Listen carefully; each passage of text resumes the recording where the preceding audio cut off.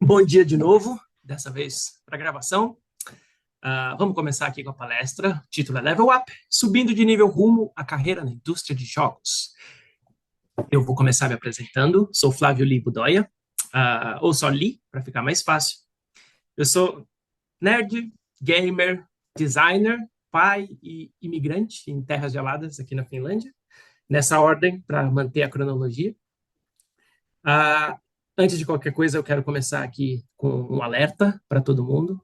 Eu sou um pessimista nato. Só um minuto, vocês devem estar vendo essas coisas chatas pra cacete do Zoom aqui. Deixa eu arrancar isso daqui. Bem melhor. Como eu dizia, eu sou um pessimista nato. Isso é uma característica que, ao meu ver, é acentuada por trabalhar com UX design, que é isso que eu faço. Sou um game UX designer na Ubisoft. Para quem não sabe, para quem não é familiar com o termo, UX é a sigla para User Experience, ou experiência do usuário. Esse tipo de usuário esse tipo de designer faz nada mais além do que tentar entender os hábitos e a forma de pensar de um determinado grupo de pessoas, geralmente o público-alvo, ou os usuários de um serviço ou produto, visando construir soluções que façam mais sentido para os problemas que essas pessoas enfrentam. Então, assim, nós somos caçadores de problema por definição. Eu costumo dar esse aviso quando eu vou falar de carreira, porque para que todo mundo fique atento e saiba pesar as coisas que eu vou dizer. Assim, às vezes eu posso ser um pouco negativo demais. Eu trabalhei num banco uma vez que a head de design chegou a me pedir para pegar leve nisso, nessa coisa de buscar por problema, assim. Então, você vê, né? Minha chefe pediu para eu parar de fazer o meu trabalho. Enfim, eu tenho 20 anos de experiência na área de design como um todo. Comecei como visual designer, fazendo de tudo um pouco. Aqui, com alguma das empresas onde eu trabalhei.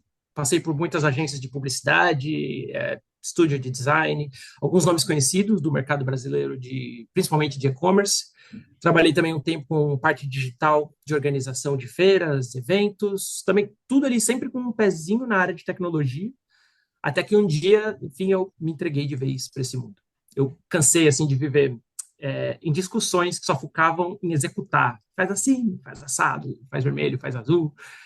E quando você perguntava o porquê das coisas, quando você tentava entender a razão de qualquer coisa, as respostas eram vagas, estranhas, assim, isso quando tinha alguma, né? Então, eu falei, chega de viver assim de incerteza, vou pegar o pouco que eu sei e vamos viver agora indo atrás de respostas, viver de fazer perguntas. E aí foi que eu migrei para a área de UX. Eu trabalhei em fintechs, eu dei aula por um tempo, eu tive a oportunidade de me especializar, inclusive, em design systems, na Pagar.me, uma das empresas que eu passei e que lembro até hoje com muito carinho, por conta do aprendizado que eu tive lá. E, enfim, para quem for ver os slides mais tarde, eu vou compartilhar isso depois, ou se alguém, sei lá, quiser um resumo do que eu vou compartilhar aqui, eu preparei essa lista básica de assuntos que vocês conseguem ver aqui, para facilitar. Se alguém quiser falar comigo, são tópicos separados por área profissional, área pessoal. Eu gosto de falar um monte, então, sei lá, se tiver alguma coisa aqui que você queira falar comigo e não está nessa lista, não tem problema, a gente dá um jeito. E é isso aí. Vamos passar aqui para a agenda, depois dessa minha apresentação já de 1h30. Eu vou falar um pouco de como eu cheguei na Finlândia, vou contar como eu cheguei na área de jogos, vou falar também sobre como os outros podem chegar na área de jogos, porque né, o mundo não gira só ao redor do meu umbigo. Eu vou cobrir um pouco do que é preciso para chegar lá e qual o perfil das pessoas que podem ir atrás dessa carreira. E aí eu vou contar um pouco como acontece o processo de produção de um jogo do começo ao fim. E eu vou terminar com algumas dicas de como começar a sua carreira também. Para quem aguentar até o final, vai ver que eu guardei assim para a cena pós-créditos um monte de link e referência de pessoas, projetos bacanas que pode te ajudar a abrir as portas, servir como referência no começo. E um lembrete aqui, eu não sei como vocês estão se organizando com as apresentações na parte de pergunta, tudo mais. Eu não ligo de ser interrompido a qualquer momento. Se alguém tiver uma pergunta, quiser mandar aí no meio da apresentação para mim, tudo bem. Eu gosto mais de conversa informal assim. Então, Agostini, você me ajuda, por favor? Se alguém tiver perguntas, pode mandar a qualquer momento. Tá bem, se alguém levantar o braço e me passar a pergunta, eu te repasso. Show de bola. Então, vamos lá. Caso ninguém tenha alguma pergunta por enquanto, eu já vou dando seguimento aqui. Vamos começar pelo começo. É, Desde quando eu era um bebezinho, assim, São Paulo.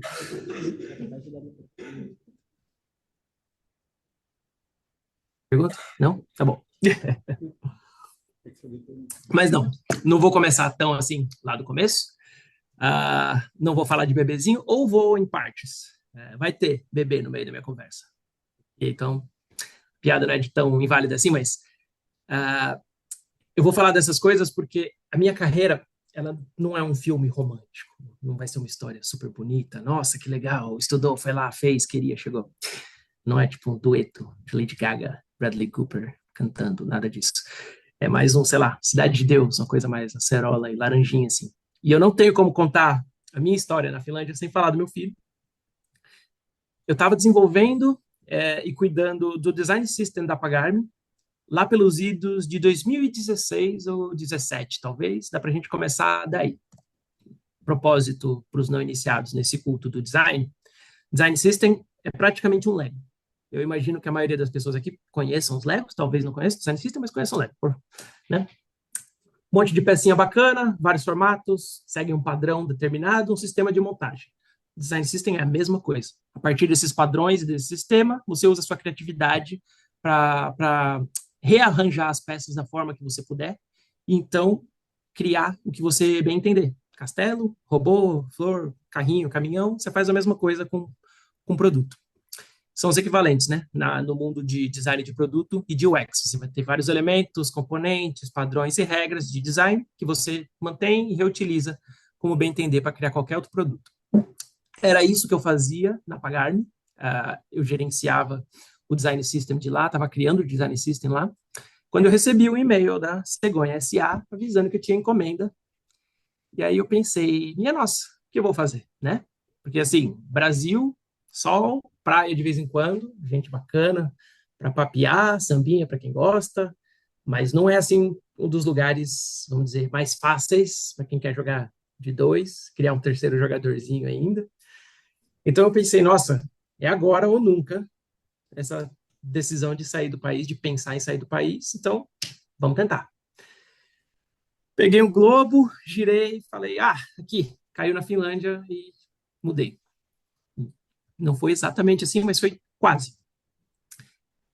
Eu estava procurando na época lugares com o melhor sistema de ensino do mundo, por conta disso, para eu pensar no meu filho. Então, os candidatos finais foram Suécia ou Finlândia. Calhou que eu recebi uma proposta primeiro daqui, da Finlândia, e vim. Cá estou. Foi simples, desse jeito para mim. É bom dizer que eu vim por conta desse meu trabalho na Pagar.me. Eu vim para cá para criar e gerenciar design systems também, numa startup. Com o passar do tempo, eu tive muitas desilusões profissionais nesse quesito qualidade e conhecimento do pessoal trabalhando comigo. Uma coisa assim que eu considero muito de novato da minha parte na época. Eu tinha um certo deslumbre, eu tinha pouquíssima, quase nenhuma experiência com empresa do exterior, trabalhando diretamente, né, com empresa do exterior. E eu imaginava assim que, meu Deus, o nível vai ser outro, a qualidade vai ser muito superior ao que eu estava acostumado, né? E todo mundo vai ser fantástico, e tal, vou aprender um monte de coisa. E vocês nem imaginam, não foi nada disso. Eu não vou entrar muito em detalhes, porque senão a gente não acaba a conversa hoje. Eu só vou dizer assim que eu encontrei uma gama de profissionais com pouca vivência e visão sobre a área de tecnologia, vamos colocar assim. Eu vou dar um exemplo rápido, talvez não tão rápido, mas só para vocês pegarem um pouco da ideia. Ah, uma coisa que a gente não percebe é o impacto do Brasil e da dimensão do país na nossa vida, assim, no dia a dia. Quando a gente fala desses aspectos de carreira, principalmente na área de tecnologia. Eu só fui perceber isso quando eu saí do país, pelo menos. Em conversa com o pessoal daqui, assim, a gente falava de coisas da vida, tipo, sei lá, decisões de design minha que afetavam base de clientes de 2, 3 milhões de pessoas em projeto que eu fazia para, sei lá, Americanas, Submarino, umas coisas assim.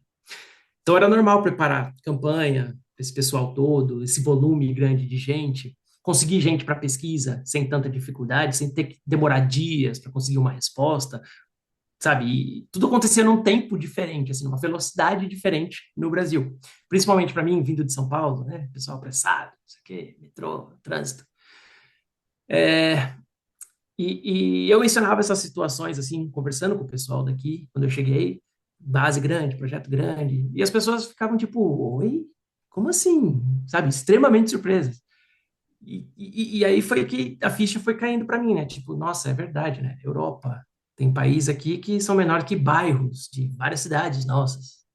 E uma coisa, sei lá, estudar, ler sobre isso, né? Que tal canto é pequeno, a população é de, sei lá, 200 mil pessoas em algum lugar. Aqui em Helsinki tem 600 mil pessoas na cidade toda. Eu nasci em uma que tem 12 milhões, então imagina, né? E é engraçado ver que só esse aspecto, só a dimensão, já trazia uma perspectiva diferente na hora de lidar com os problemas do nosso dia a dia, assim, uma coisa muito doida. Afetava muito isso que eu falei de velocidade. Sabe, é parte do meu trabalho que eu fazia em um dia, 2 dias, no Brasil eu passei a levar uma semana ou mais para fazer por aqui, e porque, sei lá, a vida passa num tempo diferente. As pessoas reagem num tempo diferente. É uma coisa bem doida e que até hoje me choca um pouco. E sei lá, a gente cresce acostumado com isso, dimensão, qualidade das coisas, um certo dinamismo na forma de agir, na forma de pensar. E são coisas que pessoas de outros lugares às vezes nem sequer imaginam, né? Me impactou muito e eu acho que deve ter impactado também o pessoal aqui que viveu comigo até agora. Me achar um pouco acelerado, não sei. Mas enfim, como eu cheguei na área de jogos, a resposta curta seria: foi o pagamento por minhas desilusões e constantes insatisfações aqui com a área e com o mercado finlandês. Como eu falei, eu trabalhei numa startup pelo tempo em que aguentei. Quando eu percebi que não fazia mais sentido, que meus esforços estavam sendo em vão, eu procurei oportunidades melhores. Quase imediatamente eu fui trabalhar numa área muito próxima de games. Eram de aplicativos gamificados para música, para ensinar música. Uma coisa que era tipo um Duolingo, assim, só que para instrumento musical. Aqui na Finlândia isso é bem grande, eles têm dois aqui que são enormes. Eu tive a oportunidade de trabalhar nos dois, mas como eu falei, a minha carreira sempre foi mais guiada pela minha vida pessoal do que minhas próprias ambições. Então eu acabei indo trabalhar num banco. Eu que tem um perfil assim que não é muito do convencional no banco, um ambiente mais formal, mais rígido. Fui para lá, parecia a receita para o fim da vida, assim, na aposentadoria certa. Pelo menos a minha mãe, ela era bancária, ela sempre falou isso para mim: menina, arruma um emprego no banco, vai se aposentar lá, não sei o quê. Achei que ia ser por aí. Fiquei por cerca de 2 anos no banco, até novamente perceber que meus esforços eram em vão. Aí eu já estava desacreditado, né, em qualquer possibilidade de realização profissional. Deixei de lado qualquer outra ambição que eu tinha e deixei o mercado me sugar para onde eu estava confortável. Voltei a trabalhar com design systems numa empresa chamada Planet Pagamentos, também parecida com a Pagar.me. Passei mais um tempo lá, ajudando a organizar a casa inteira, formatar uma equipe, enquanto eu criava o design system deles, que ia ser para 10 empresas diferentes que eles tinham debaixo dessa mesma marca guarda-chuva. Nesse período, eu voltei para o Brasil pela primeira vez, e aí, enquanto eu matava a saudade de casa, da família, o improvável começou a acontecer, assim. Obviamente, ainda não satisfeito com a minha situação profissional, eu continuava buscando algo melhor. Aí, eu encontrei uma vaga de UX designer para um projeto que corria em segredo na Ubisoft Headlinks, que é o estúdio finlandês da Ubisoft. Eu acredito aqui que muita gente conheça a Ubisoft. Para quem não conhece, aqui eu tenho alguns exemplos de grandes títulos, grandes nomes.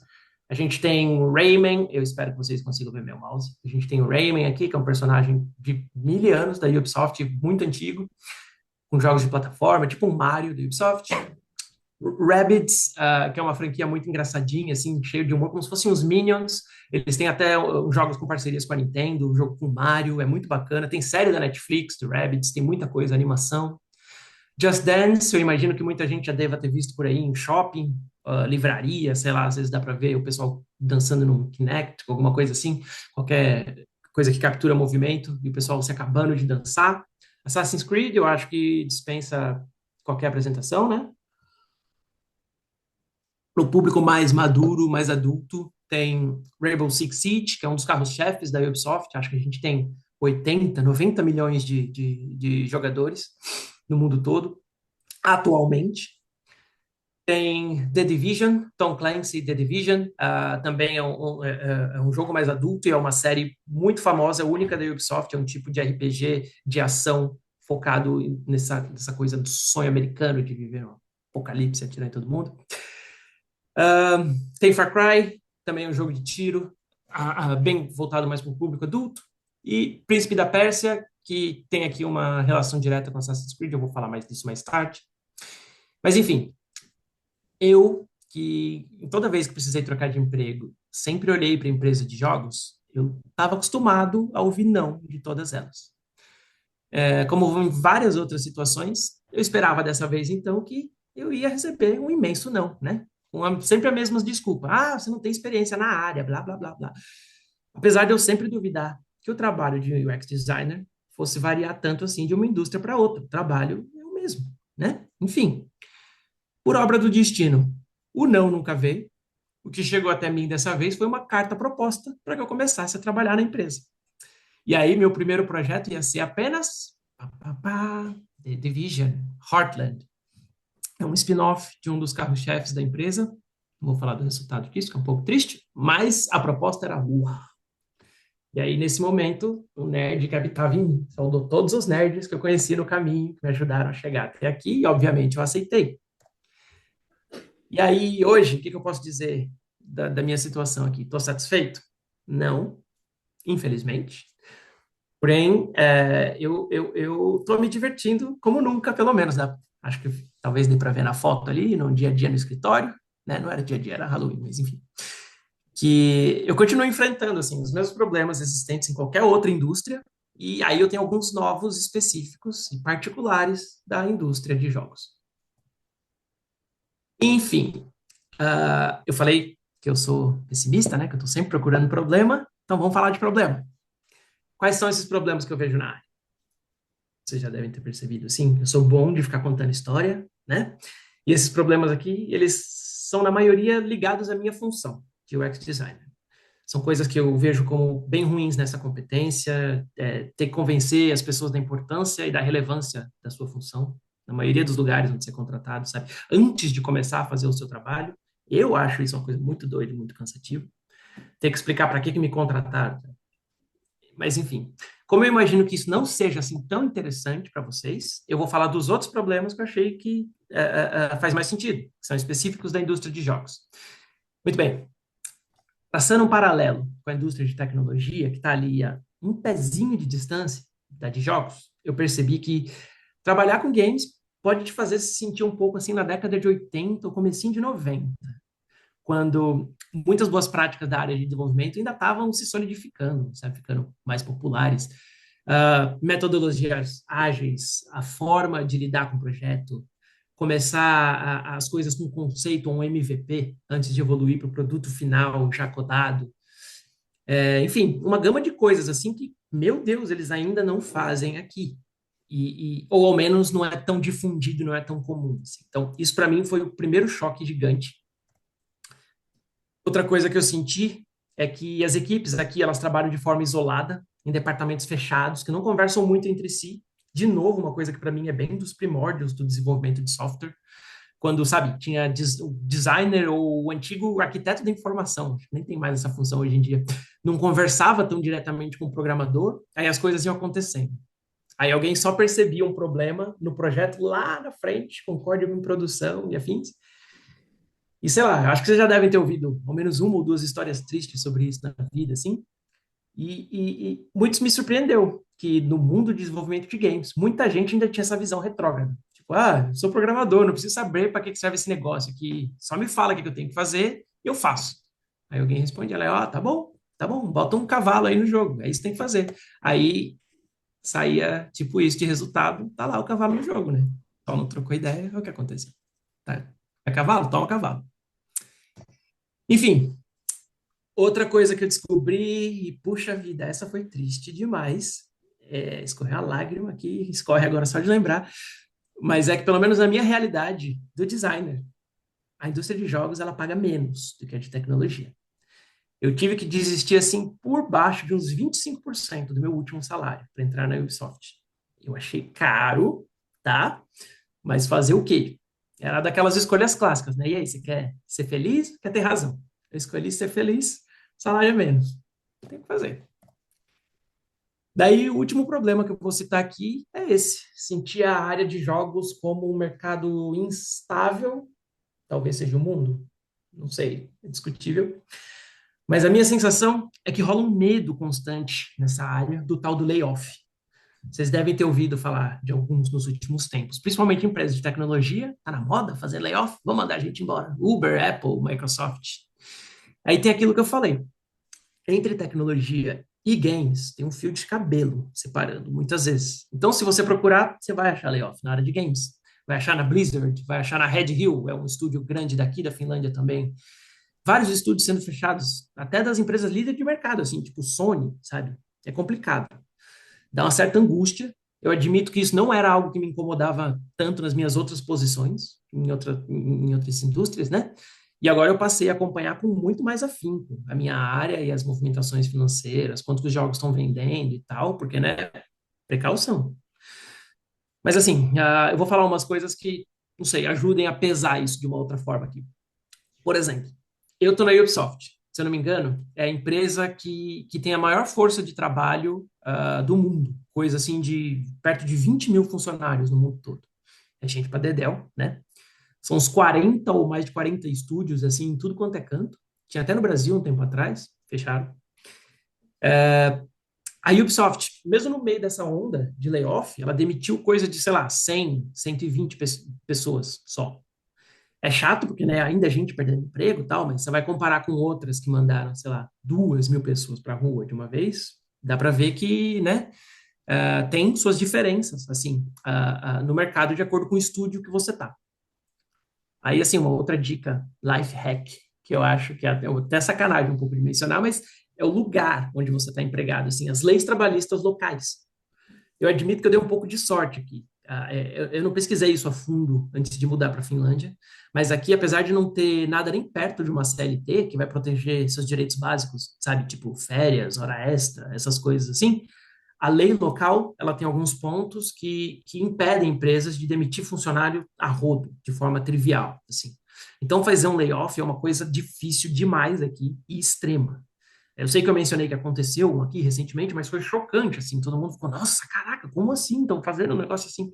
Então, é uma situação diferente de em outros cantos, onde isso acontece com muito mais facilidade, sabe? Que você vai ver, assim, sei lá, é, o dono da empresa, sócios estourando champanhe, depois de demitir uma tonelada de gente e indo assistir partidinha de tênis na segunda-feira, sabe? Aqui isso não acontece dessa forma, pelo menos. Para quem gosta de segurança, né? Estabilidade, fica aí a dica. Muito bem.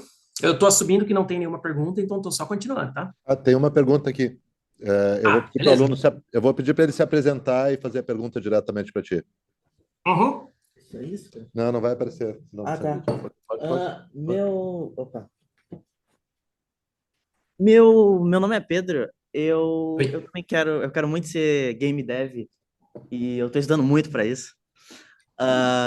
Eu queria saber como é que tá meio que tua situação aí já que tu trabalha na Ubisoft. Ah, Porque pelo menos eu, como um jogador vendo de fora, me parece meio assustador desde o último. Não, assim, não vou dizer que foi um grande flop ou, né, uma grande perda, mas com o jogo do Star Wars e Uhum.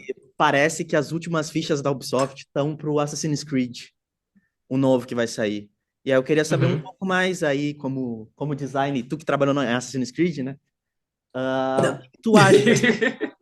O que que tu tá achando aí disso tudo, né? Porque me parece um pouco instável e eu ficaria um pouco eu acho que se eu estivesse numa posição parecida com a tua, eu também ficaria um pouco pessimista. Sim. Então, eu não posso comentar diretamente essa pergunta por questões contratuais. Eu também não faço parte do projeto, por exemplo, do Assassin's Creed que você falou, então eu não sei todos os detalhes. O que eu posso dar é essa minha visão pessoal. E eu basicamente já falei, vou repetir um pouco o que eu acabei de dizer, assim. Eu sinto muito essa instabilidade na indústria como um todo. Eu sinto colegas, eu vejo gente falando, ah, nossa, caramba, demitiram tanto sem tal canto, demitiram tanto sem tal canto. Ultimamente as notícias têm sido assim, mas é no geral. Eu não sinto que isso seja exclusivo da Ubisoft. Ah, eu, como UX designer, eu tenho minha visão sobre o público e sobre o comportamento do público. Eu posso dizer que eu sinto que existe uma determinada visão das pessoas sobre o que é a Ubisoft. E isso não necessariamente corresponde com a realidade, mas é o que as pessoas sentem. Isso é normal, o sentimento do público pela empresa. Eu acho que a empresa é assim, assim, assado, esses caras estão malucos, esses caras estão fazendo direito, e por aí vai. E aí, aqui eu repito de novo o que eu falei. Eu sinto que a parte importante é você tentar ter um plano para você mesmo, para se sentir seguro. E aí, aqui eu repito outra vez. Eu dei sorte nesse caso, porque aqui na Finlândia tem várias seguranças quanto a essa coisa da demissão desenfreada, o tal do layoff. Então, isso me ajuda um pouco. Eu já conversei aqui com vários gerentes nesse aspecto, tipo, você é demitido amanhã? Você acha? O cara, não, relaxa, que é Finlândia, não é assim que funciona, vai levar muito tempo para isso acontecer, tarará, tarará. Então, tem esse aspecto.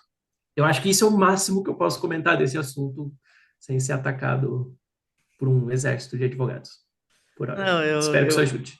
eu agradeço. Eu provavelmente vou encher um pouco mais o saco, talvez um pouco depois. Vamos ver como é que Por vai ser as favor, coisas.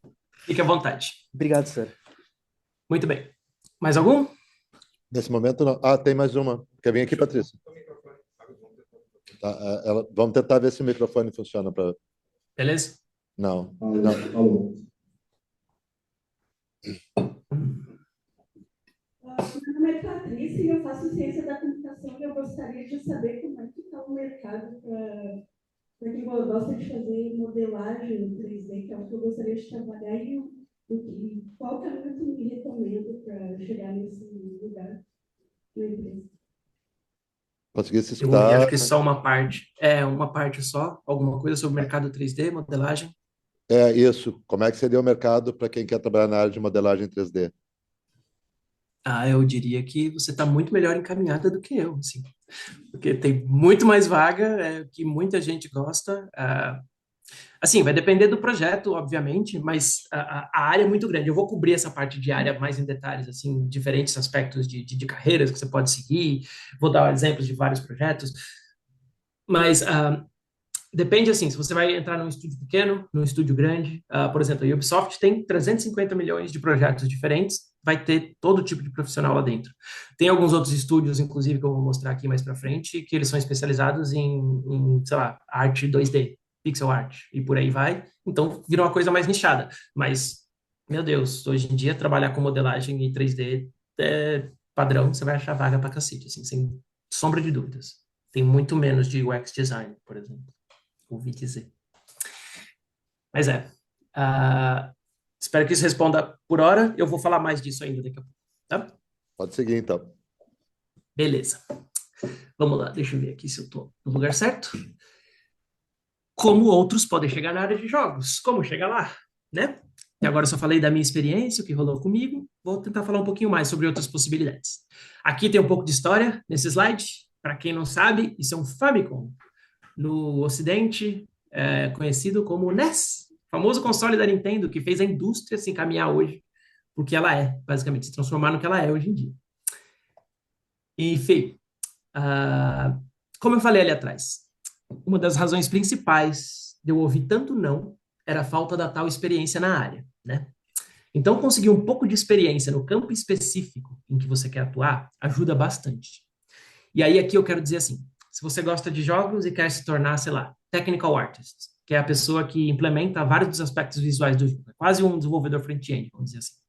Você consegue começar escolhendo uma linguagem de programação que faça sentido, por exemplo, com essa área, com essa vaga. No caso, sentido com as engines de jogos que você pretende trabalhar ou que pode vir a trabalhar, né? Engine, eu ainda não falei o que é. Caso alguém não saiba, engine, ou literalmente o motor do jogo, é como se fosse o sistema operacional onde o jogo é criado. Você pode ver aqui, analogia, is my passion, né? Aqui nessa imagem, a gente tem uma interface de uma engine bem popular, é a Unreal, na esquerda. Ao lado tem uma janela de Maya, software de modelagem 3D, que pode ser usado para criar elementos que vão ser usados em jogos. E aí, assim, no mercado a gente tem várias engines diferentes. Tem a Unreal, que eu já falei, tem Unity, CryEngine, Godot, um monte delas que qualquer um pode usar por aí. Algumas são pagas, outras não. E também existem as engines próprias das empresas, que eles desenvolvem em casa. Aqui na Ubisoft, por exemplo, a gente tem a Envil, que é o que roda todos os Assassin's Creed, por exemplo. E... Não tá me ouvindo? Alô? Alô? Alô? Tô aqui? Tô aqui? Tá Eu funcionando? fiz macaca aqui, tá tudo certo. Ok. Eu estava falando das engines proprietárias, algumas empresas, principalmente as maiores, elas desenvolvem as suas próprias. A Ubisoft tem duas, ela tem a Anvil, que roda os Assassin's Creed, basicamente, e tem Snowdrop, que é uma mais recente, feita na Suécia, que é usada nos jogos mais recentes, que não são Assassin's Creed, tipo Star Wars Outlaws, The Division, e por aí vai. Essa é uma maneira de já começar a ir se encaminhando para aquilo que te interessa. Ver a linguagem dessas engines, por exemplo, sei lá, C++, C++, C Sharp, quais aspectos delas podem ser interessantes para você, sabe? Se você se interessar mais por back-end, por exemplo, você tem a oportunidade de trabalhar na própria engine. Você pode ajudar a manter, criar, modificar os aspectos desse motor, modificar como a física vai funcionar nesse motor específico, que tipo de feature o motor proporciona para quem vai trabalhar com ele. Por exemplo, vai ter interface gráfica para os designers? Que não sabe nada de código na vida, sabe? Poder só arrastar e dropar elemento para fazer um jogo novo. Igual essas aqui que eu estou mostrando nas imagens. Né? Tudo, né, tem uma interface um pouquinho mais amigável. Alguém tem que cuidar dessas crianças, né? Por isso que a gente tem tanto programador para salvar a vida da gente aqui. Né? Então, tem várias possibilidades. Como eu falei antes, você pode querer atuar de outro jeito, implementando a parte gráfica do jogo, né? Aquilo que eu falei que é mais perto de um front-end, talvez. Mas tem de tudo. Tem a parte de banco de dados, tem telemetria, DevOps, QA, aquilo que eu falei. As semelhanças com a área de tecnologia são muitas. Esses doidos, eles costumam pedir experiência na área de games mesmo assim. E pode ter alguma diferença? Pode, mas até onde eu sei, não é para ser nenhum bicho de sete cabeças, sabe? O chato é que eu conheço poucas empresas de jogos que realmente abrem espaços para pessoas no nível iniciante. Eu já vi cargo assim para trainee, para estágio, ou chamado summer job, mas em geral existe uma preferência para alguém com já alguma bagagem. E aí, né, fica talvez a pergunta mais relevante, que é como conseguir essa bagagem, né? Meu Deus do céu, como é que faz? É o paradoxo do júnior, né? A empresa quer o júnior com experiência e a pessoa quer começar como júnior, não tem. Aí a empresa fica sem funcionário, a pessoa sem experiência, a empresa reclama que não tem gente para contratar, a dança continua.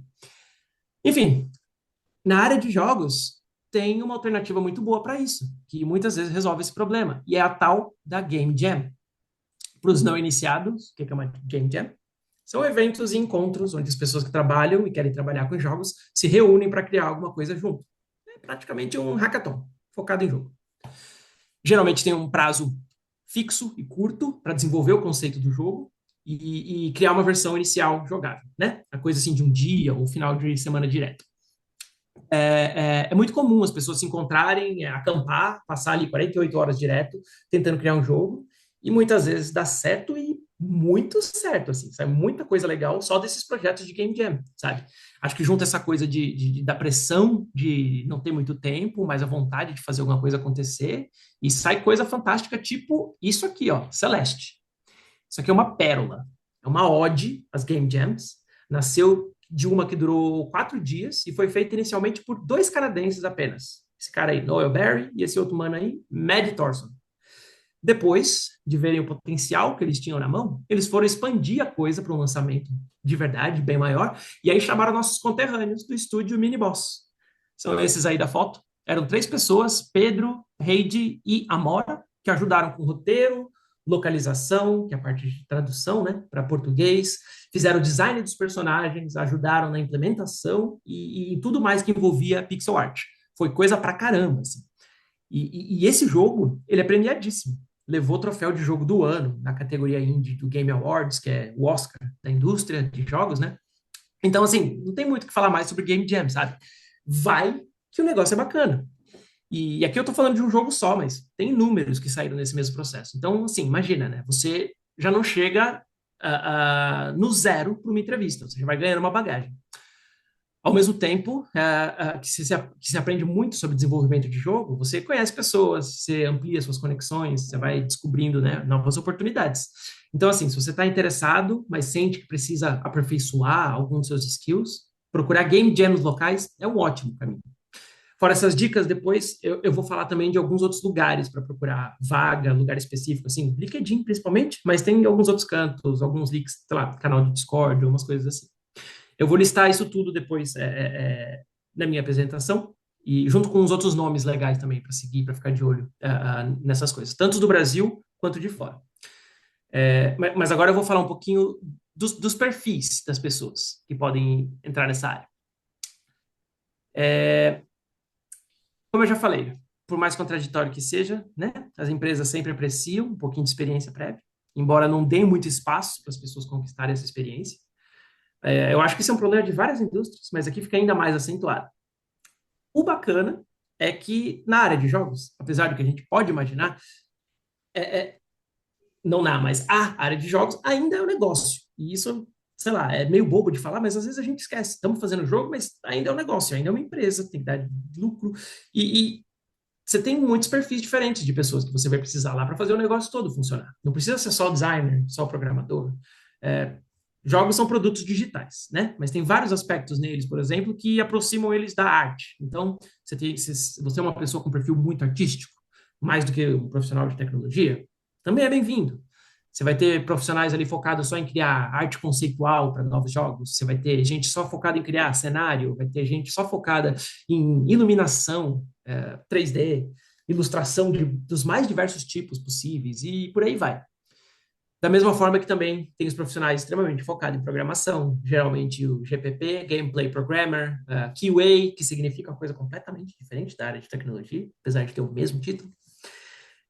Tem também os profissionais de planejamento, que são os producers, que é um paralelo com, né, o gerente de projeto, o gerente de produto em outras áreas, que eles vão ajudar ali a organizar a cadência do desenvolvimento do jogo, prazo, negociação com empresas diferentes e tudo mais necessário para o bom andamento do desenvolvimento, né? Hoje em dia também uma coisa que se explora muito são os community managers, pessoal que vai criar e engajar um grupo específico de jogador ao redor do jogo, né, que o estúdio está lançando. Isso é muito comum de ver, principalmente para jogo multiplayer, tipo Counter-Strike, que tem campeonato até hoje, não sei se alguém ainda lembra de Counter-Strike, League of Legends, Rainbow Six Siege, da própria Ubisoft. Então, assim, a mensagem é, espaço tem, e para bastante gente, e geralmente muito mais do que a gente imagina, assim, das coisas imediatas do que é fazer um jogo. Mas vamos falar de outra coisa agora. Vamos falar da parte legal. Como os jogos são criados, né? É a pergunta de 1 milhão. De novo, sem perguntas, estou seguindo. Ok. A pergunta de 1 milhão. Como as coisas acontecem nos bastidores? O que eu posso mencionar aqui é que cada empresa tem seu próprio processo. A sua forma de trabalhar no que tange etapa, cerimônia, o que vem antes, o que vem depois. Isso torna tudo assim um pouco interessante, talvez, né? Então aqui, eu vou contar o que eu sei, mas lembrem-se que eu vou ter um pouco de viés da própria Ubisoft e da forma que a gente faz as coisas aqui. Por questões de contrato, eu não vou entrar em detalhes, mas eu vou conseguir dar uma ideia geral de como as coisas funcionam. Para começar, então, eu vou mostrar para vocês um framework de design que talvez seja familiar para algum de vocês. Isso aqui é chamado Double Diamond. É um processo criado pela Escola Britânica de Design para ajudar a visualizar as etapas de projetos de UX. Não importa o negócio, não importa o produto, não importa a indústria. É uma coisa bem simples, na verdade, que funciona quase como um lembrete, para garantir que, inicialmente, você tenha etapas de pesquisa e entendimento antes de pular para resolver um determinado problema, não importa qual seja o problema. Nessa primeira fase, a gente começa pensando sobre tudo que a gente já sabe, e também o que a gente não sabe, né? E aí a gente se planeja para encontrar resposta para a pergunta que a gente acha que pode ser relevante para o nosso cenário. É a etapa de descoberta. Depois disso, vem a etapa de definição, consiste numa avaliação dessas respostas que a gente descobriu antes, contra hipóteses iniciais, para a gente, então, poder revisar o plano que a gente tinha e aí chegar numa solução que é robusta, que é embasada por fato e evidência, não só achismo ou aquele chute baseado nas vozes da nossa cabeça, sabe? Ah, tem que fazer assim, tem que fazer assado. Por quê? Porque eu quero, porque Deus quis assim. Depois disso vem a fase de design mesmo, que é a hora de arregaçar a manguinha, e aí é a criação per se da solução proposta. Seja qual for, assim, uma solução física ou digital, é hora de botar a mão na massa e fazer o que for necessário para o plano inicial se concretizar. Depois disso, a gente lança o produto ou a solução inicial na fase de entrega. Daí, a gente tem, dá o segmento que for necessário de acordo com cada contexto. Acompanha desempenho, vai buscar mais dados, recomeça o processo lá do começo, se precisar de uma nova etapa, de uma iteração, né, de uma versão nova, para refinar produto, e por aí vai. Claramente, em cada uma dessas fases, assim, tem também testes com audiência, com usuário final, em cada uma dessas etapas, num ambiente ideal, num mundo perfeito, né? Às vezes não é assim. E aqui, um lembrete que isso é uma das formas de enxergar UX, geralmente é como eu trabalho com processos de UX, num mundo ideal, e de uma forma bem resumida aqui. Para quem se interessar por isso, eu incluí um slide que vocês podem ver depois, que tem um pouquinho mais de detalhe e algumas das coisas das tarefas que a gente geralmente executa em cada uma dessas funções. Mas, enfim, de volta ao assunto. Por que que eu falei disso tudo até agora? Primeiro, porque pode não ser totalmente algo novo para vocês, por causa dos overlaps de UX e várias áreas que envolvem desenvolvimento. E aí eu quero que vocês se atentem a isso. Segundo, que talvez esses modelos sejam mais fáceis de encontrar por aí, vocês achem mais informação, seja mais bem documentado. Então, vocês também podem estudar processos de criação por esse ângulo, e criação e produção, seguindo algo parecido. E por último, porque vocês vão notar que existe uma certa semelhança teórica nos passos dados na hora de construir um jogo. Vocês vão ver que eu vou explicar tudo seguindo essa mesma estrutura do Double Diamond, mas isso é uma opção minha. A maioria dos desenvolvedores, talvez eles não vejam essa conexão, por falta de contato com a área de UX, mas eu já discuti com vários game designers, por exemplo, e eles também ressaltam que realmente tem muita semelhança, tem muito ponto comum. E aqui eu acho que fica bem facinho de entender quais são todas essas etapas. Enfim, vamos lá. Como eu falei, cada desenvolvedora tem sua própria versão, né, do processo de produção de um jogo. Então, essas etapas elas variam um pouquinho. Na Ubisoft, um jogo novo, que ainda vai assar no forno, como em qualquer projeto de criação ou design, começa por uma fase de concepção, uma fase de descoberta. Nessa fase, tudo é conceitual ainda. A ideia do jogo, que pode vir a ser um produto final, é o sonho que você quer sonhar lá na frente.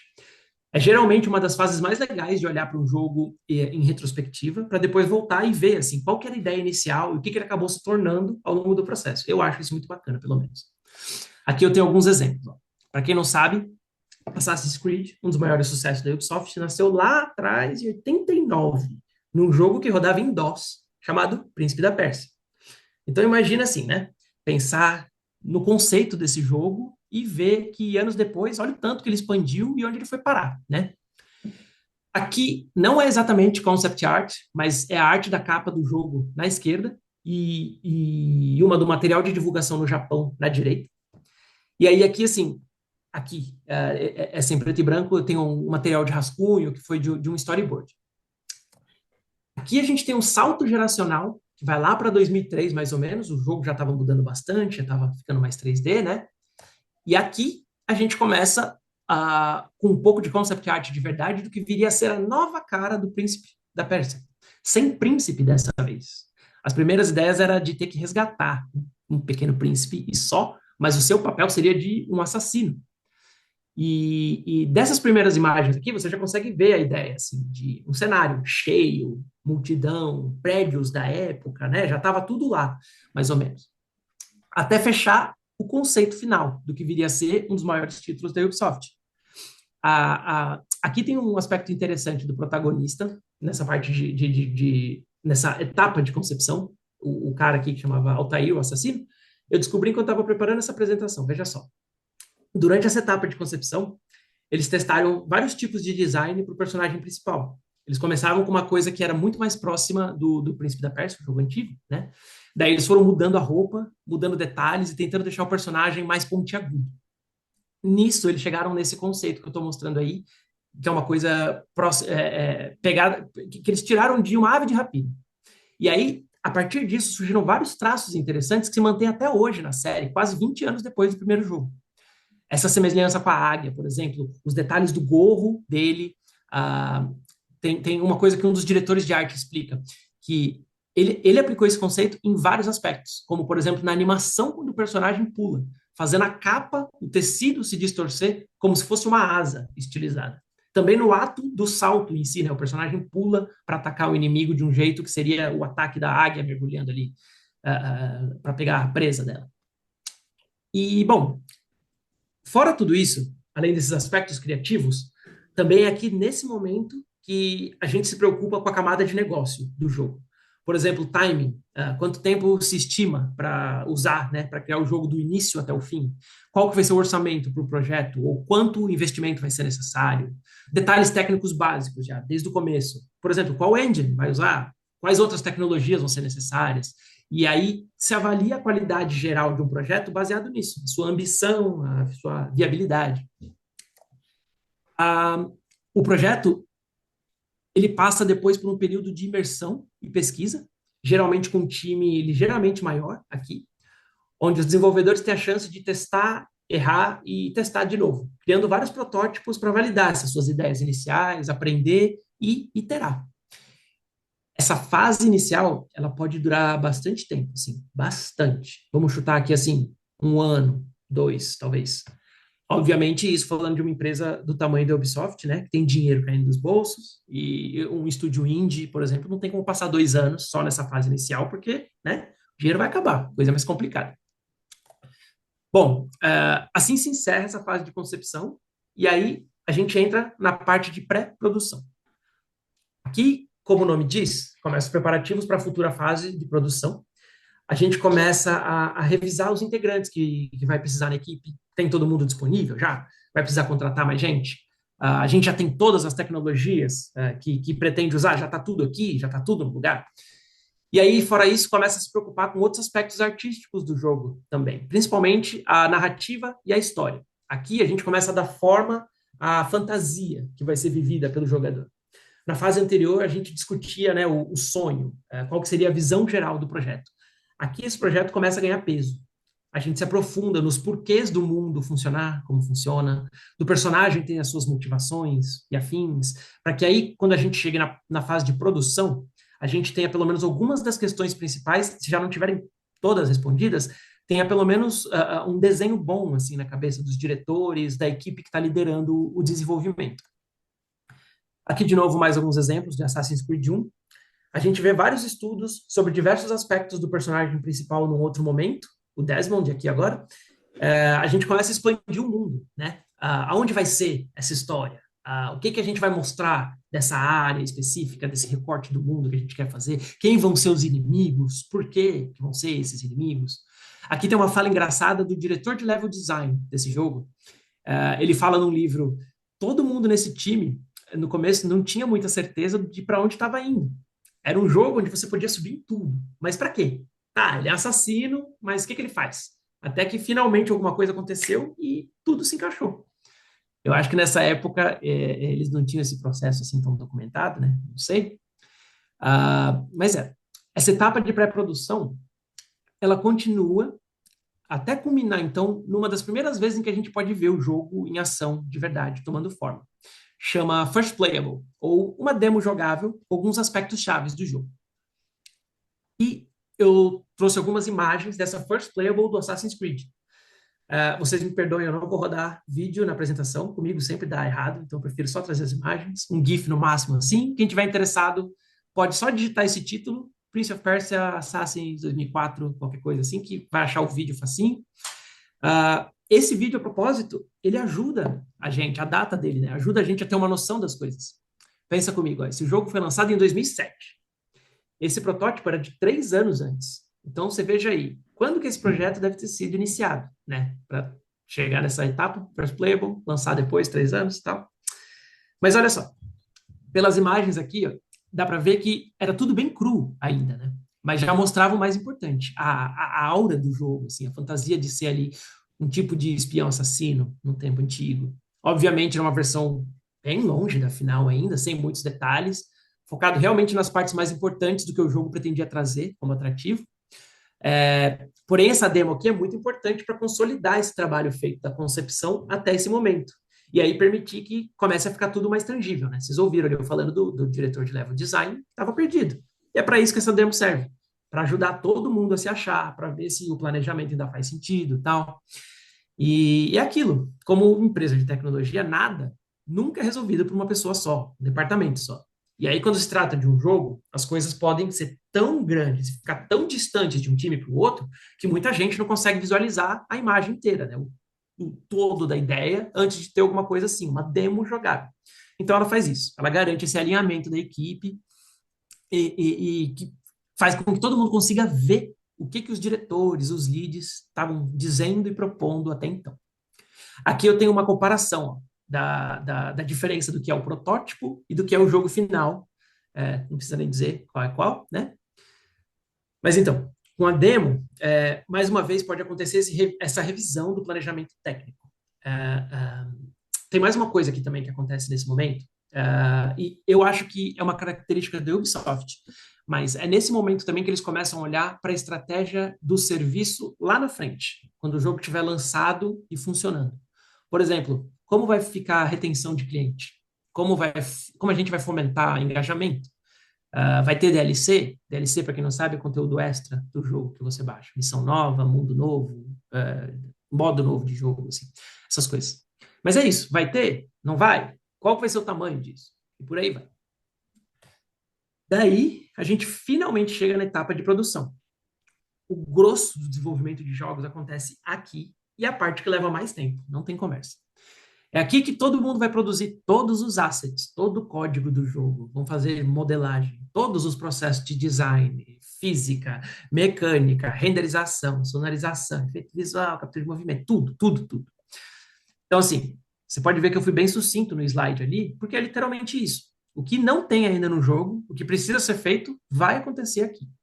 Desde criar coisas novas que a concepção não cobriu, até desdobrar isso para outras coisas. Sei lá, você precisa colocar um personagem novo ali por alguma razão, então você cria o personagem, você escreve história, modela o personagem em 3D, se precisar, programa tudo que for relacionado a esse personagem, e por aí vai.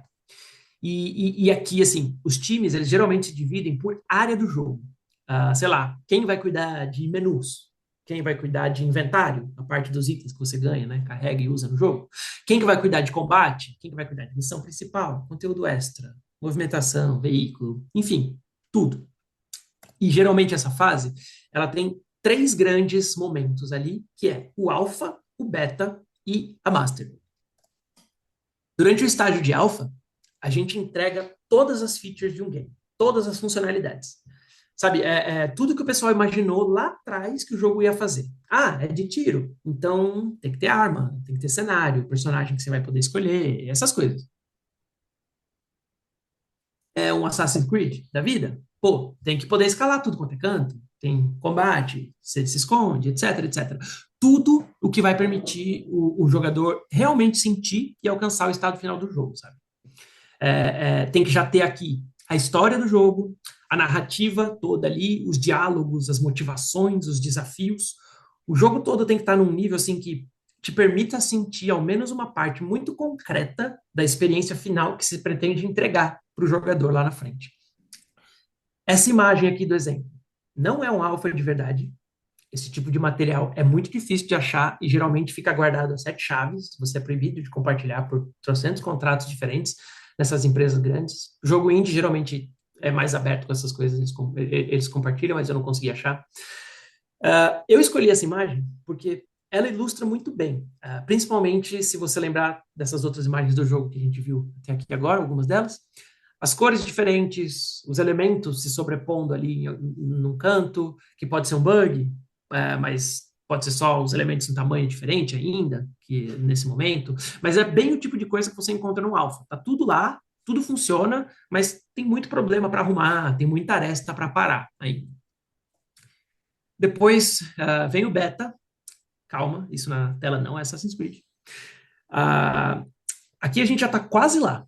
As coisas já funcionam bem, assim, não há praticamente mais nada a ser criado. E muitas coisas do jogo estão sendo só polidas, lapidadas, para chegar no estado máximo de qualidade possível. O processo de localização, por exemplo, a tradução do jogo, geralmente começa desde o alfa, e aqui também já vai estar super encaminhado para o fim, vai ter o jogo já disponível em várias línguas, você consegue trocar interface e tudo mais. E aí, o que acontece daqui em diante é teste, teste, teste, teste, ajuste, ajuste, ajuste, para chegar no tão aguardado master. Nesse exemplo aqui, veja só, eu peguei da concorrência, é uma imagem de alguém jogando Call of Duty Black Ops 6, é o mais recente. Esse jogo não foi lançado ainda, ele sai no final desse mês. A Activision, a empresa que fez esse jogo, eles fizeram uma coisa interessante aqui. Eles estão testando o jogo faz um tempo. Geralmente esses testes em beta, eles são fechados. Você tem que ser convidado, porque é um laboratório ainda. Tem muito segredo de estado ocorrendo ali, e ainda tem chance de alguma coisa mudar até o lançamento do jogo. Então as empresas querem se resguardar dessas mudanças, não querem sair por aí mostrando para todo mundo o que era e o que virou. Nesse caso aqui, a Activision deixou comprar o jogo, deixou todo mundo que comprasse o jogo de forma antecipada também participar desse beta deles, para você ver aí o quanto que esse estado de beta pode refletir um jogo que já está quase lá para ser lançado, né? Variando aí também o processo de criar um jogo de empresa para empresa. A Activision achou ok deixar muita gente participar do beta deles. E aí, a próxima etapa é o quê? É o nosso master, é a bandeira quadriculada, ou quase, na verdade. Porque aqui o jogo está pronto. Daí o que resta é o quê? É a parte burocrática. São processos de aprovação, certificação para lançar nas plataformas, tipo, nos consoles diferentes, Steam, PlayStation, Xbox, e coisa assim, né? Quando o último ok chega, aí sim é festa. Aí tem lançamento, geralmente, né? Regado com muita celebração, uhul. Porque, né? Porque, né? Meu Deus, bebês levam 9 meses para nascer. Quanto tempo leva um jogo, às vezes? 11 anos, né? Esse slide eu vou deixar aqui só para quem sabe, piadinha interna. Para quem não sabe, procura aí no Google depois, Skull and Bones, tempo de desenvolvimento e Quadruple A. Ai, dá vergonha de falar nisso. Mas enfim, né? Que vem depois. Aí acabou. É férias, é farra, ou todo mundo demitido. Mentira, talvez, mas nem tanto. Às vezes essas coisas todas podem acontecer, sim, mas agora é só piada. O que acontece aqui, então, é a fase de operações. Lembra que lá atrás eu falei que no planejamento a gente ia olhar para lá na frente, engajamento, retenção, tal? Pois bem, é aqui que isso é tudo entra em prática. Uma parte da equipe fica toda focada em acompanhar o que acontece. Bem menos gente do que durante a produção, bem menos gente, aqui o time reduz muito, porque, por exemplo, né, nos dias atuais, em tempo de internet rápida, patch no primeiro dia de lançamento, tem sempre bug novo para corrigir, algum incêndio para apagar, e aí, claro, suporte para a comunidade, conteúdo novo para produzir e tal. Para ilustrar essa fase de operações, tem aqui The Division 2. Está no ar faz aí uns 5 ou 6 anos, e aí até hoje está tendo conteúdo novo produzido. Umas partes das coisas novas que estão saindo aqui do meu estúdio, por exemplo. A propósito, não me perguntem sobre The Division 3. Não posso falar sobre isso. Vou ser atacado por carabineiros franceses na minha casa a qualquer momento. Então, já estou avisando. E também é na fase de operações que a gente aprende com o nosso trabalho. A gente olha para a métrica, o que tem funcionado, o que não deu certo, e aí, né, usa isso como aprendizado para os próximos projetos. Para encerrar, o último exemplo da fase de operações.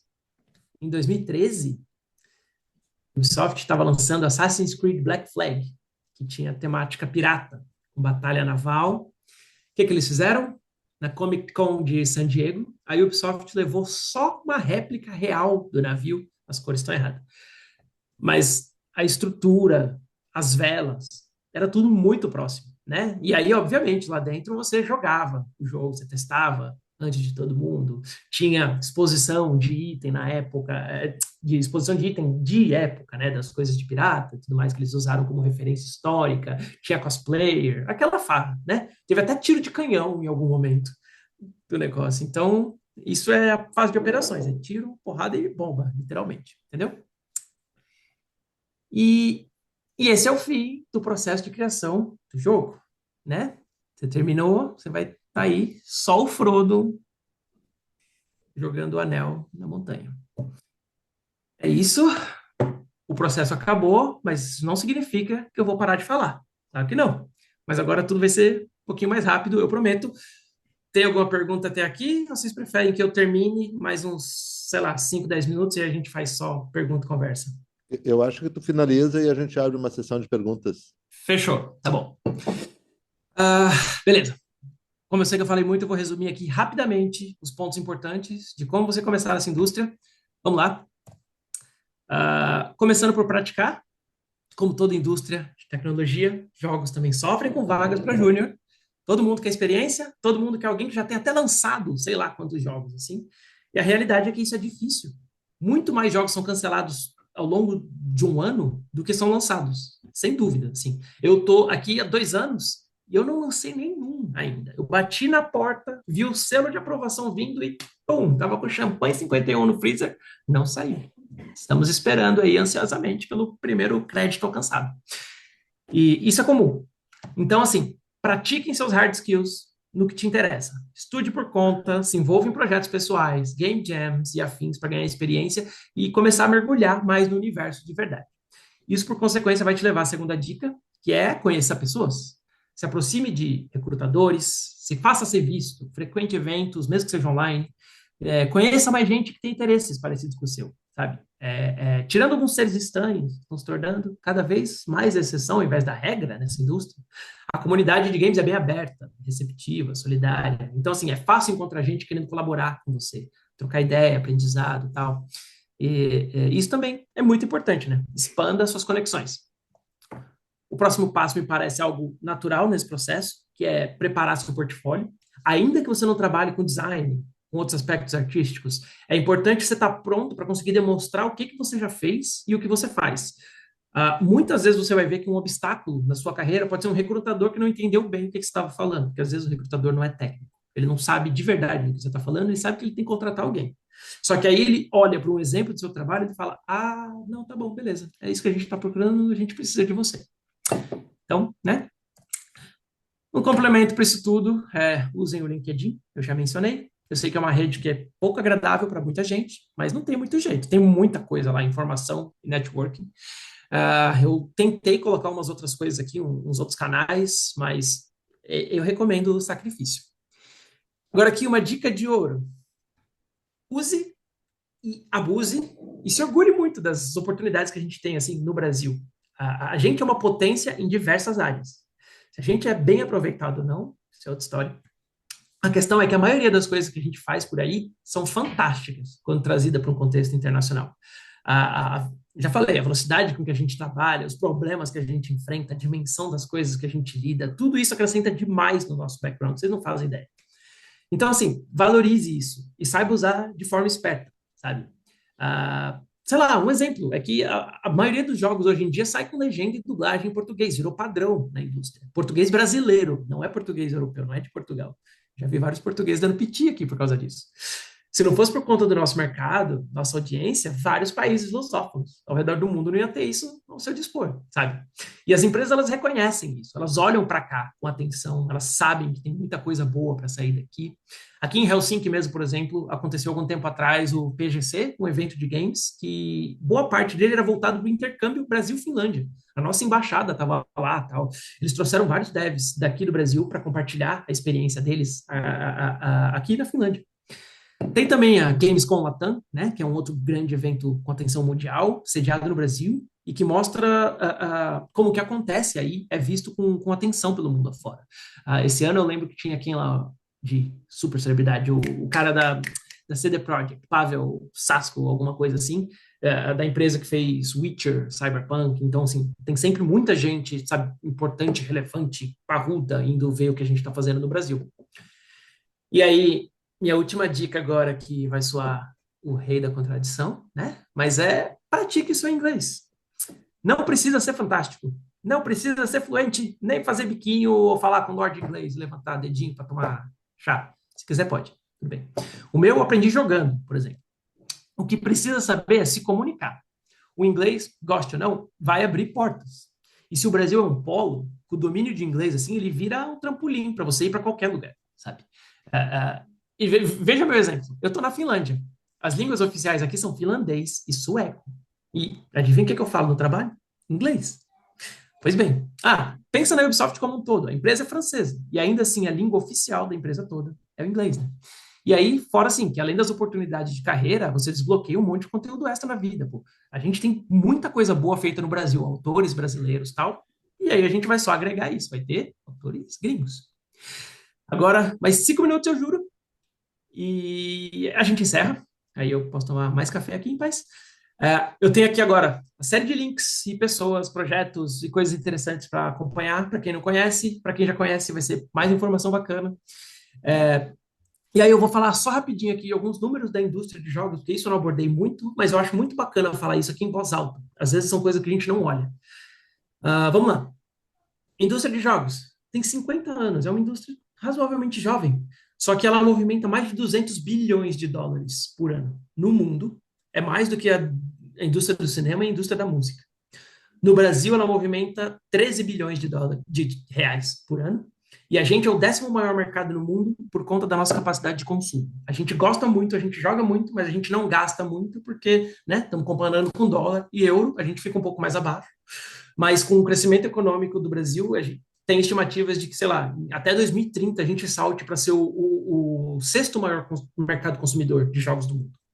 Então, pensa aí do tamanho do nosso potencial, gente. E fora que, se fizer um recorte de jogos mobile, a gente, nossa, tá ali top 3, porque, né, todo mundo aqui, celularzinho na mão, o tempo inteiro, gente pra caramba. Falou em mobile, as empresas sempre olham para o Brasil com outros olhos, assim. Inclusive, é um lugar muito bom para começar e ir ganhando experiência, porque às vezes é mais fácil começar as coisas ali e fazer ali, por conta. Enfim, rapidamente falando de projetos fantásticos, Made in BR, Made in Brasil. Deathbound é um jogo baseado em Dark Souls, é um RPG de ação feito pelo Trial Forge Studio. Eu acho que não lançou, mas está chamando atenção demais. É muito legal. Tem um personagem capoeirista lá que vira uns paranauê pé na cara de todo mundo e é muito bacana. Bagdex é um projeto que eu sou particularmente muito interessado. É um Monster Tamer, né? Tamer, não Tamer. Joguinho de capturar bichinho com bolinha, sabe? Um tal de Pokémon. Só que no caso brasileiro, os personagens, os monstrinhos, são todos baseados na nossa cultura, tem muita coisa engraçada ali, feito por um ilustrador chamado Bag, por isso Bagdex. E tá para ser lançado no ano que vem. Tem aqui os links do estúdio, Caramelo Games, e o link da nuvem, onde você pode pedir o jogo já antecipado, se quiser. Gaúcho and the Grassland. Imagino que algum de vocês tenha ouvido falar desse jogo. Sendo feito pela Epopeia Games, também está quase para sair. É um jogo tipo Harvest Moon, aquele jogo de fazendinha antigo, de Super Nintendo, depois Nintendo 64, PlayStation, que você cuida de uma fazenda, você vai Farm Simulator, né? É o termo para esse tipo de jogo assim. Muito bacana também. Made in Brasil. Dandara, eu acho um clássico nosso, acho muito bom. É um jogo feito por 2 caras só, dessa empresa, desse estúdio, chamado Long Hat House. E eles usaram assim uma enxurrada de referência de coisas brasileiras. O jogo é muito bonito, é um jogo de plataforma e puzzle. Os quebra-cabeças são muito legais, tem várias mecânicas diferentes ali, e o jogo, sei lá, faz referência a obras da Tarsila do Amaral, tem referência ao Tim Maia, sabe, ruas famosas que a gente conhece pelo Brasil afora, assim, tem muita coisa legal, é muito gostoso de jogar esse jogo. Irmão do Jorel, eu sou muito fã da série, da animação, e tem um jogo também, é um point and click, é aqueles jogos antigos de computador que você sai clicando para tudo quanto é lado, assim, para desvendar mistério e tal, e é muito engraçado, tem a dublagem original, foi uma parceria do Double Dash Studio e da Cop Studio, tá vendendo no Steam, é muito maneiro. E aí, pessoas legais para seguir, vagas no mercado, João Custódio, esse cara fala o tempo inteiro de vaga no Brasil, de diversos níveis, para diversas áreas.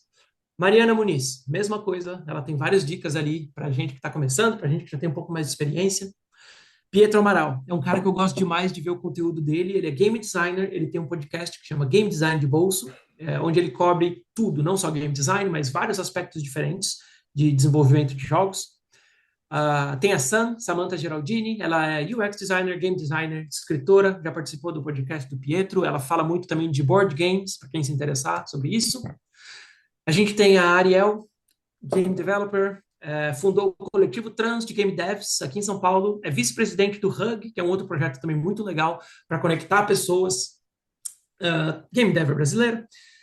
E aí, falando de mercado gringo, a gente tem o Amir Savat. Esse cara é o número 1 para saber de vaga no mundo. Ele fala de tudo, ele conhece todo mundo, é o abridor de portas, assim. Esse cara é muito legal. Tem o Ali Farha também, ele é focado mais aqui nos países nórdicos, caso alguém goste de frio, Suécia, Finlândia, Dinamarca e afins, ele fala muito disso. E aí tem os boards de vagas, que eu falei que tem a ver um pouco com o LinkedIn, mas te leva para fora disso, que a maioria deles tem links externos. Tem Jobs in Games, vaga para Dedel no Brasil. O Hug mesmo, que eu falei, que promove evento, presta suporte para o pessoal, conecta pessoas, promove game jams. Tem o IGDA, que é uma organização mundial, um evento mundial da área mesmo, então tem palestras sobre vários assuntos diferentes, eles às vezes trazem pós-mortems para discutir assuntos, para discutir jogos, mesmo projetos que foram lançados e mostrar para o pessoal como foi. É bem bacana, tem a sua célula em São Paulo, eu não sei se tem em outros estados, mas vale a pena conferir. E aí, Abra Games, Associação Brasileira de Game Devs, né? Vamos acompanhar o que está acontecendo lá. E Mentoria Games Brasil, que oferece mentoria, né? Acabei! É isso aí. Meus parabéns para quem sobreviveu aqui até o final. Eu espero de verdade que eu tenha trazido um pouquinho do que é esse mundo para vocês. E mais ainda, sem glamour ou deslumbre, mas uma perspectiva assim, mais realista da coisa. Trabalhar com games é muito legal, mas dá trabalho. E ainda é trabalho. Vai ter dor de cabeça, vai ter sofrimento, mas vai ter muita diversão também, né? Para quem gosta, está determinado, vai, que pode valer muito a pena. Obrigado. Ali embaixo tem o link para acessar diretamente os slides dessa apresentação, tá? No url.com/puc-level-up. Só digitar isso aí que para você provavelmente vai ter acesso a todos esses slides que eu mostrei, com os links e tudo mais. Quem não conseguir, me fala, eu mando arquivo físico, e é isso aí. Ufa! Valeu!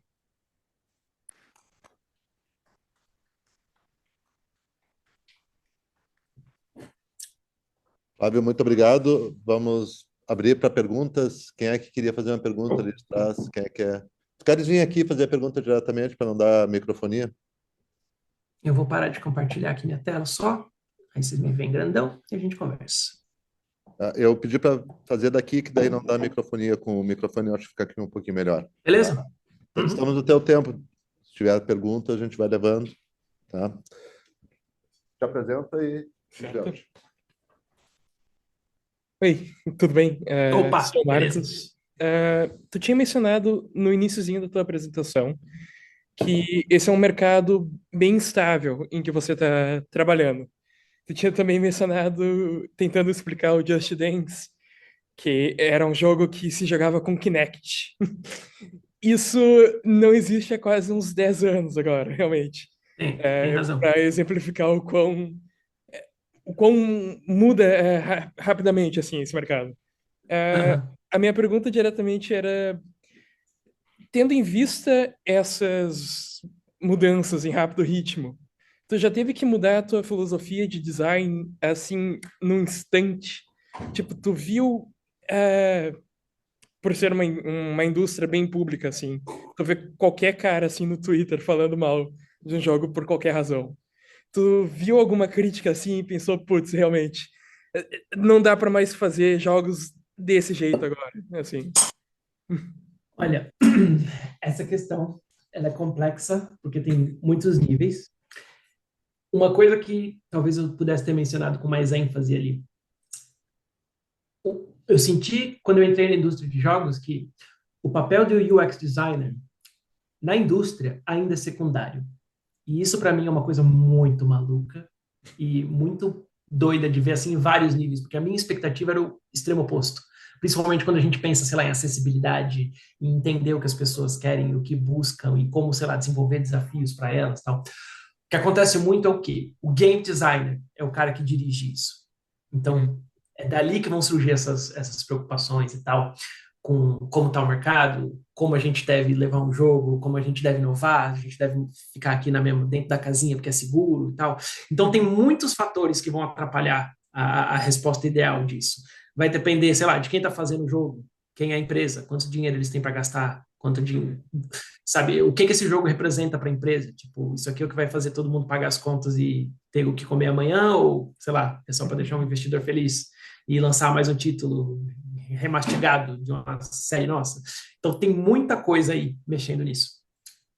Eu, como UX designer, eu sinto que tem muita coisa que precisa ser ajustada faz tempo, em vários setores, principalmente nessas empresas grandes, tipo a Ubisoft. Por quê? Porque, como eu falei, interferência externa, né? Mais pessoas, muita gente, sei lá, investidores, a distância, aquilo que eu mencionei de os times trabalharem de forma isolada, a distância do que é imaginado na parte de concepção, porque as pessoas vão entender na fase de produção do que é a direção do jogo, para onde o jogo está indo. Isso tudo afeta a qualidade final, afeta como vai ser o produto final, entendeu? Ah, eu sinto que tem muitas peças se movendo ao mesmo tempo para a gente poder controlar e agir, fazer alguma coisa.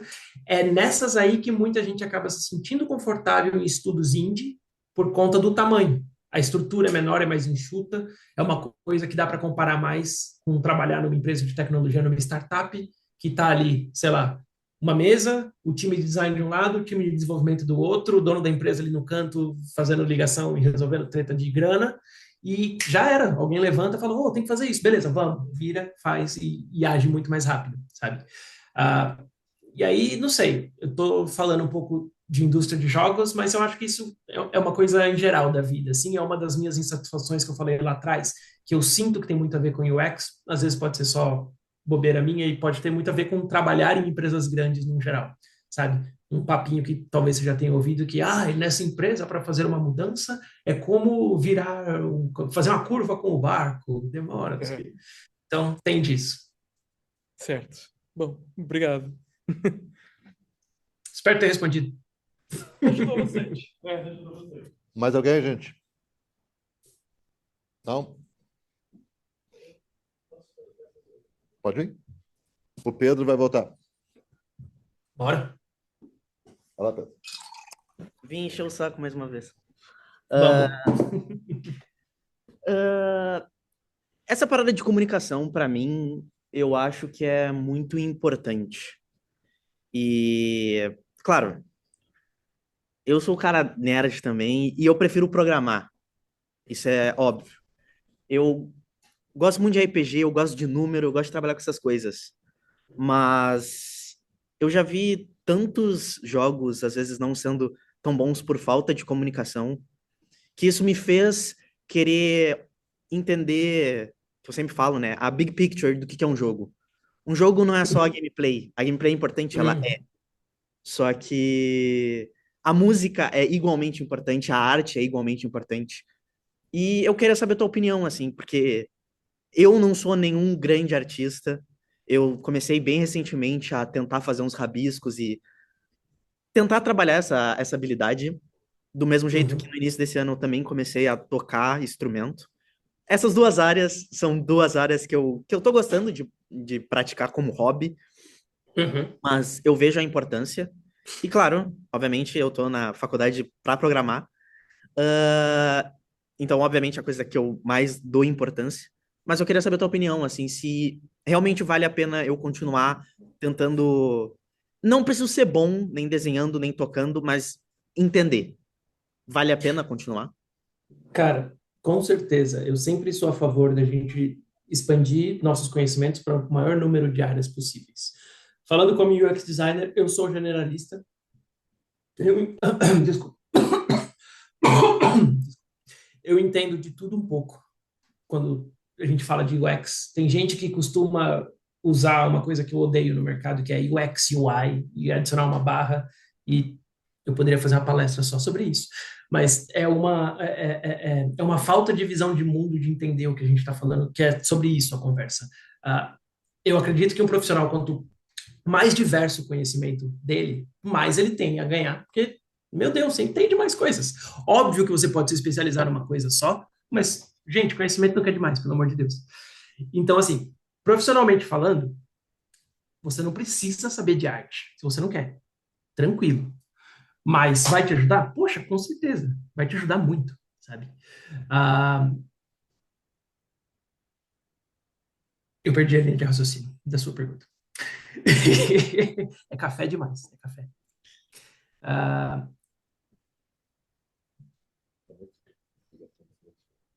Ah, da música, da importância de. Isso, obrigado. Você me lembrou de uma coisa que eu ia comentar. Dos aspectos do jogo, que às vezes não é só a gameplay, e tem várias outras coisas que realmente formam tudo. Quando você olha para as coisas por essa lente do que é uma experiência, você sempre avalia o todo, nunca é uma coisa só. A experiência do usuário, isso, inclusive, é uma coisa fantástica, que é o que me faz gostar dessa área. Eu tenho o título do cargo, mas eu não mando nisso, porque a experiência é sempre composta por tudo. É performance, é saber se o cara otimizou o jogo para ele rodar direito na plataforma, saca? Não adianta nada se o jogo mais bonito do mundo, sei lá, você tem Elden Ring, aí você vai jogar aquele super cenário fantástico, aquelas coisas malucas que Miyazaki, o diretor do jogo, pensou, e aí você vai rodar no computador que não roda, não aguenta, e fica travando o tempo inteiro. O que aconteceu com a sua experiência? Foi pro saco. Você não vai gostar de Elden Ring, você não tem como sentir isso. Então, são vários fatores que conectam uma coisa na outra. Um exemplo fantástico disso, eu fiz faz pouco tempo uma série de estudos usando o Witcher. Eu fui jogar o Witcher 1 agora. Eu não sei quantas pessoas aqui jogaram isso. Esse jogo é de 2000 e nada, da época que o Kinect existia. Mentira, acho que antes disso. Acho que é de 2006 ou 2007. Nasceu no ambiente de computador, de PC, não é um jogo que tinha para console. Eu não sabia. Eu comecei o Witcher pelo Witcher 3, aí eu fui explorar o resto depois, fui atrás dos livros, dos quadrinhos, Witcher, e, e me apaixonei. O primeiro jogo é uma maluquice de ver hoje em dia. Não funciona. Tem um monte de coisa ali que é um pecado de várias perspectivas diferentes. É um pecado de UX, é um pecado de decisão de game design, sabe? É muito estranho. Mas foi a pedra inicial, né, para todo um processo de construção do jogo ali, para sair o segundo, para sair o terceiro. E o mais maluco disso, eu estou escrevendo um artigo sobre isso agora, porque eu me senti muito doido, assim, enquanto jogava o Witcher 1. O jogo é capenga em vários aspectos, mas ele tem tanta coisa boa em quesitos de história, em quesitos de imersão, de trilha sonora, que eu falei, tá, eu vou ignorar essas partes que estão me incomodando e vou continuar para ver até onde isso vai. Eu terminei o jogo com uma opinião completamente diferente da do começo, por conta disso. Exatamente o que você está mencionando. O jogo é composto por uma série de coisas e às vezes elas se completam e se ajudam. Nesse caso, o jogo, nossa, você tentar jogar um jogo de ação com teclado e mouse, eu sou um jogador que sempre está ali com console, meu ambiente natural. Então, para mim, me adaptar a jogar no teclado e no mouse, para ficar jogando um jogo que é mais de ação, não faz nenhum sentido. E o jogo não tem suporte para controle. Então, você vê que é uma coisa que, sabe, beleza, tá datada, a gente está analisando o jogo quase 20 anos depois que ele foi lançado, mas ele é um exemplo perfeito de tudo isso que você falou. O jogo é uma construção coletiva e é por isso que é tão importante esse lance de direção certa, de comunicação o tempo inteiro, para garantir que todo mundo tem o mesmo alvo lá no final, na linha de chegada, sabe? Mas é isso. Muito obrigado pela palestra. Eu que Ah, agradeço. e é isso. Obrigado, senhor. Flávio, eu queria encerrar te agradecendo, dizer que tudo aquilo que a gente combinou na outra semana ali, tu cumpriu, muito bom. Eu acho que foi bem superior à minha expectativa da nossa conversa. Bom. Tem um parâmetro aqui de qualidade que é os alunos não foram embora até agora. Isso é muito Oh. impressionante. Isso é muito impressionante e diz muito da tua palestra. Muito obrigado. Desculpa, peraí, aqui, vou tentar aqui, se não desligar tudo, porque eu já fiz 3 cacas aqui. Aham. Aí, olá todo mundo. A estrutura não está muito boa. Tá certo? Valeu. Obrigado de novo. Qualquer coisa, se vier ao Brasil algum dia, pegar um calor aqui, tá? Pretendo. Será muito Meu Deus. bem-vindo aqui na PUC. Tá? Um Muito abraço. obrigado. Bom dia para Tchau. todo mundo. Tchau, tchau. Valeu.